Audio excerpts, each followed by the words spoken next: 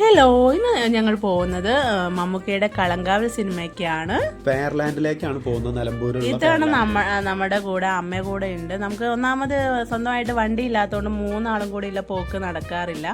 അപ്പോൾ കുറേ കാലത്തിന് ശേഷം ഇപ്പം ഞങ്ങൾ മൂന്നാളും കൂടി സിനിമയ്ക്ക് വന്ന്, മൂന്നാളല്ല 4 ആള് ദിനമുണ്ട്. അപ്പോൾ വന്നപ്പോൾ വലിയ തിരക്കൊന്നുമില്ല. അപ്പോൾ ഞങ്ങളൊരു ചായ കുടിക്കാമെന്ന് ചോദിച്ചു. ചായ അല്ല, അവിടെ കോഫി ആക്കി.